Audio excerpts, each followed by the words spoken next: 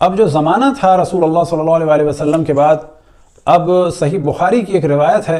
جلد نمبر 8 صفحہ نمبر 361، اور یہ ترجمہ ہے مولانا محمد داؤد راز صاحب کا، اور حدیث نمبر ہے 7113۔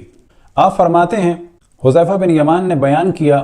کہ آج کل کے منافق نبی کریم صلی اللہ علیہ وآلہ وسلم کے زمانے کے منافقین سے بدتر ہیں۔ اس وقت چھپاتے تھے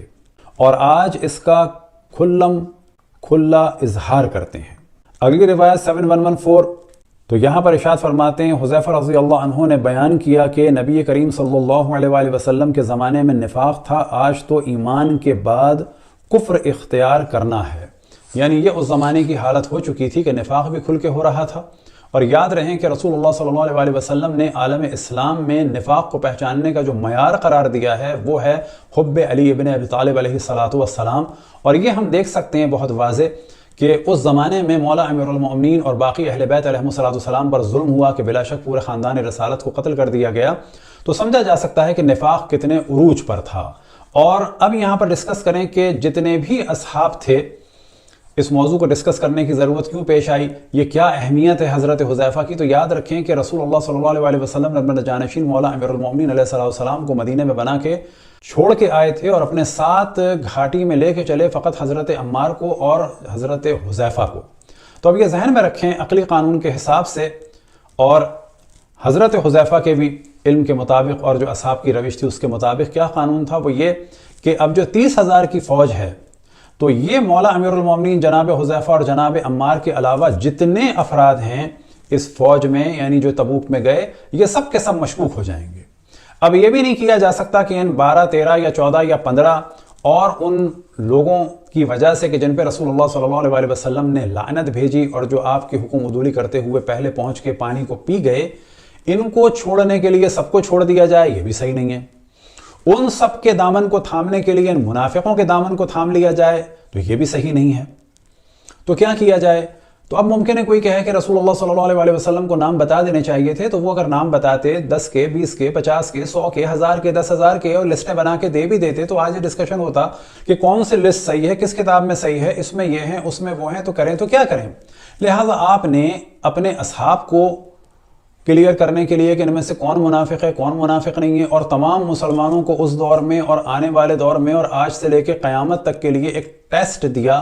کہ اس کے ذریعے سے پہچانا جائے گا کہ کون مومن ہے اور کون منافق ہے، اور وہ چیز ہے کہ جس کے ذریعے سے ٹیسٹ کیا جائے گا محبت اور مودت اہل بیت کی، اور خصوصاً مولا امیر المؤمنین علیہ السلام کی۔ لہٰذا آپ نے ارشاد فرمایا یا علی لا يحبک الا مؤمن ولا یبغضک الا منافق۔ لہٰذا رسول اللہ صلی اللہ علیہ وسلم کو ضرورت نہیں تھی کہ ان افراد کا نام لے کے ان کو ہی محدود کر دیا جائے اور بعد میں اختلاف ہو کہ عالم اسلام میں ان کے علاوہ کوئی منافق نہیں ہے۔ نہیں، عالم اسلام میں بہت منافق تھے اور ہیں، اور علامت یہ ہے کہ جو بھی مولا امیر المومنین سے بغض رکھے وہ منافق ہے۔ اب بغض دل کی چیز ہے، اگر کوئی گالی دے، لعنتیں بھیجے اور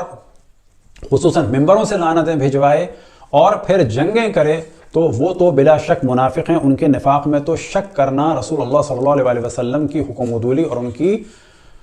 ان کے قول کی مخالفت کرنا ہے۔ سنن ابی داؤد آپ کے سامنے ہے، اور اس کی جلد نمبر 4 صفحہ نمبر 257 اور حدیث نمبر ہے 4243۔ سیدنا حذیفہ بن یمان نے بیان کیا، اللہ کی قسم میں نہیں جانتا کہ میرے ساتھی حقیقتاً بھول گئے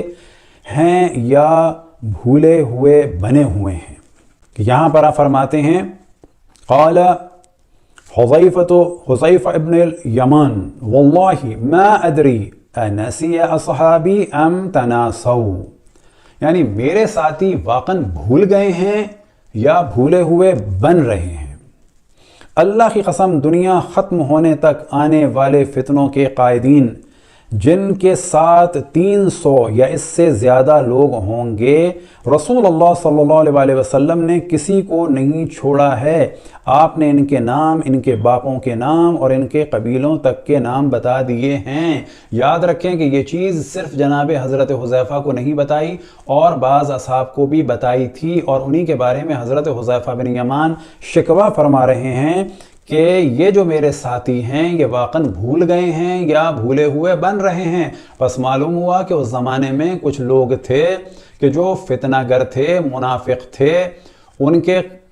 ان کے ناموں کو چھپا رہے تھے کچھ اصحاب، اور حضرت حذیفہ ناراض ہو رہے تھے۔ اور یہ لوگ سادے لوگ نہیں تھے، ان کے ساتھ ساتھ کم سے کم 300 افراد یا اس سے زیادہ افراد تھے۔ پس معلوم ہوا کہ یہ راز فقط حضرت حذیفہ الیمان کے پاس نہیں تھا، رسول اللہ صلی اللہ علیہ وسلم نے کچھ اور کو بھی بتایا تھا، لیکن کچھ لوگ چھپا گئے، اور کیونکہ اہل بیت کے طرفداروں کی قلت ہو گئی تھی، اور جس طرح سے حضرت مالک بن نویرہ کو قتل کر دیا گیا تھا، جس طرح سے حضرت عمار کو قتل کر دیا بعد میں، جس طرح سے جناب ابو ذر کو جلا وطن کر دیا گیا تھا، تو یہ چیزیں ساتھ تھیں، یہ سامنے تھیں اصحاب کے، لہٰذا جان کا خطرہ تھا۔